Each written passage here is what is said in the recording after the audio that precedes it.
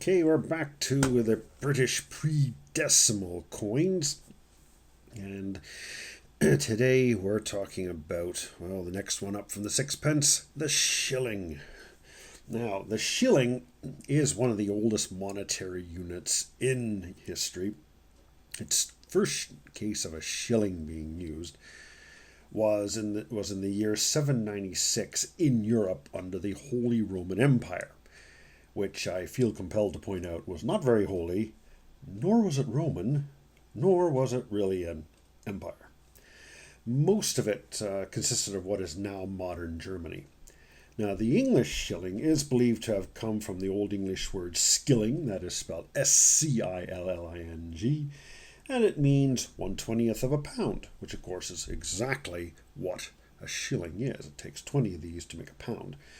And shilling, the skilling likely came from the Semitic word shekel. You've probably heard me mention shekel in one of the previous videos about the Israeli coin that I did a few weeks ago. And the first English shilling, though, was not struck until around 1550.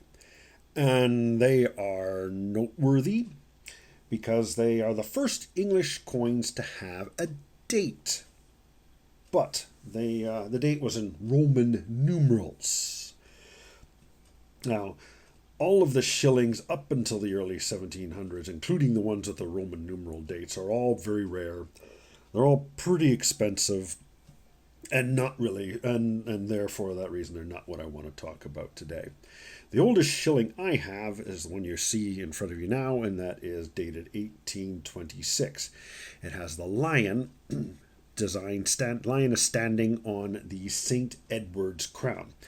Now, if you watch the previous video, you can find out why Queen Elizabeth does not wear this particular crown.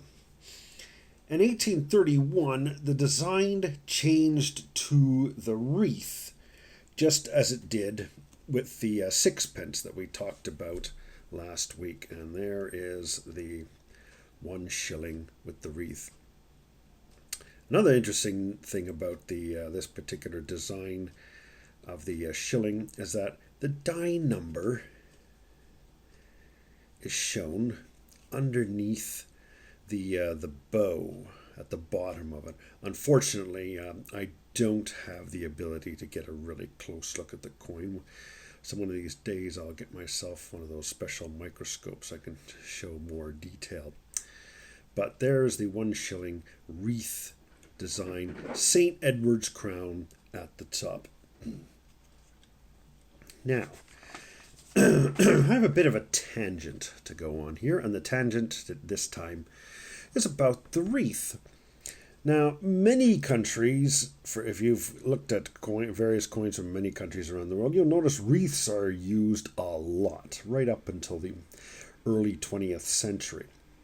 The wreath on this particular shilling is an oak branch on the right side of it, and what appears to be olive branches on the left. I'm guessing olive branches. I could be wrong. They could be laurels. If we can get a little better look at it there, you might be able to see what type it is. This one is kind of fairly well worn, which of course is why I bought it. It was not very expensive. Now in Canada, citing other countries, Canada used wreaths of maple branches. What else? Up until 1936. The United States of America had wreaths of wheat, tobacco, corn, oak, and sometimes a combination of different plants. And of course, the popular wreath material were laurel leaves that were used on coins going all the way back to ancient Rome. So that's like over 2,000 years ago.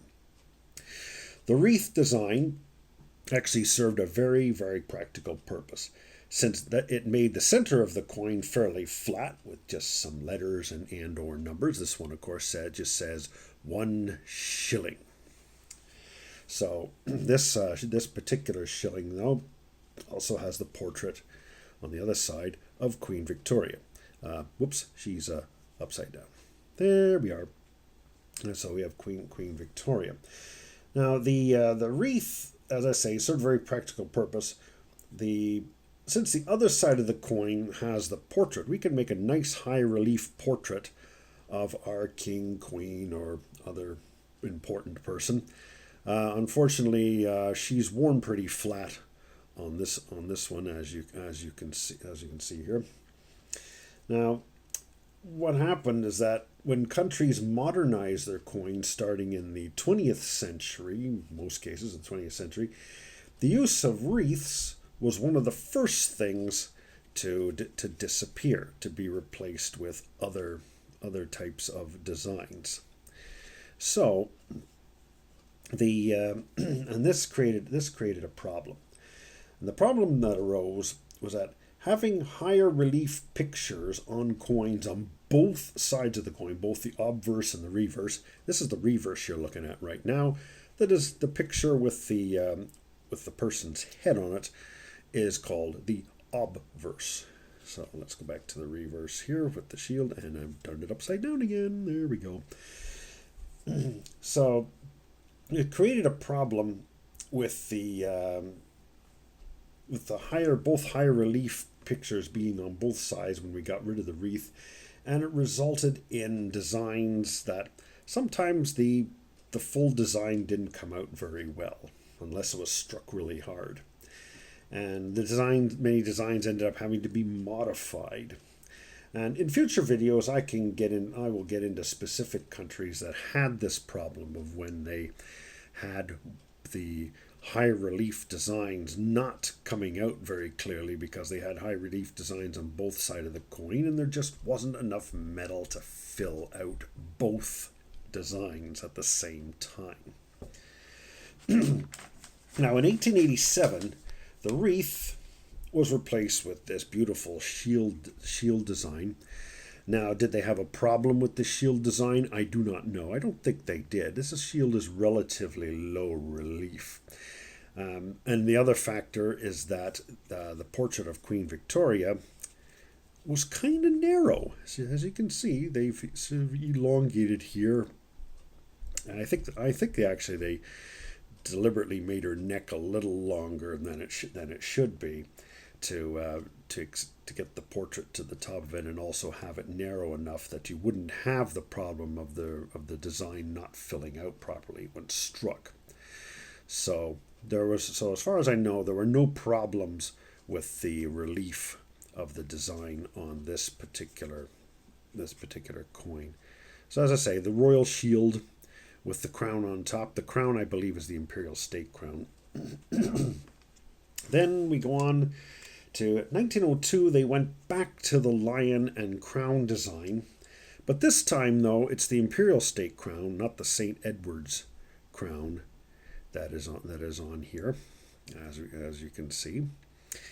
And so I guess we can call this the lion and crown design. Sounds like the name of a British pub, doesn't it? Then again, it's the imperial state crown that the lion is standing on instead of the St. Edward's crown as you saw in the older design. And like the sixpence, the silver in the shilling with this design was reduced from 92.5%, that is sterling silver, to 50% in 1920. There was this thing called World War I that kind of led to that happening. And the design stayed the same throughout that time, though, even though the silver amount changed. And as you can see, here's the design after 1920. This one's 1928, and this one is particularly nice. It actually has some mint luster in it. You can see the ermine design at the bottom of the crown there, like the interior of the crown, and the lion design stands out there. It is a beauty. And we have the portrait of King George V on this side. Whoops, he's upside down again. And there we go. So that's King George V. So very nice. That one is particularly nice. Still, though, not overly expensive. If I remember, I paid no more than $10 American for this little beauty. Though I think it's worth a fair bit more than that now. But at the time I bought it, I paid only around $10 American. So 1937, the design was made. It was decided to have two designs actually. Still had the lion on the imperial state crown, and then we also had this little beauty here. This is the Scottish crest, and we have the lion standing on the crown still. But in this case, the lion is sitting, or I guess we could say it's squatting on it, and he's got a sword on one hand and a scepter in another. Scepter, by the way, is a kind of a big stick, for lack of a better term, which is a symbol of royalty. The tradition of royalty carrying around a big stick stems actually from very ancient times, where a person in authority carried around a big stick and symbolized the authority by the fact that he could use the big stick to beat you senseless if you don't do what he says. And so, of course, the big sticks became well decorated and weren't really used for beating people, so they were so well decorated that they were just used as symbols of power and authority. So this lion's got a sword and a scepter, and this is one of the symbols for Scotland. So they did this for the next few years with the English and Scottish crest, and the design stayed the same. And even when they changed it to cupronickel in 1914. So there's the English design, and that's made out of cupronickel. It's a particularly nice one with the cupronickel. In fact, it almost looks silver, but I promise you it's not silver. It is cupronickel. 75% copper, 25% nickel. It weighs the same as a silver one, though. Here's the Scottish one from that same year. Again, the lion squatting on the crown, scepter in one hand, sword in the other. Funny thing is, though, I don't think a lion is actually capable of holding things. He doesn't have an opposable thumb. But I'm a coin collector, not a biologist, so I can't really say one way or another. But there we go. So with the beginning of the reign of Queen Elizabeth in 1953, the design changed to a type of shield. This is the Scottish design. Again, we were using both the English and Scottish design. We have the Scottish design here with a single lion. It's a stylized lion. And the English one, as we can see here, has three lions on it, all looking out towards you.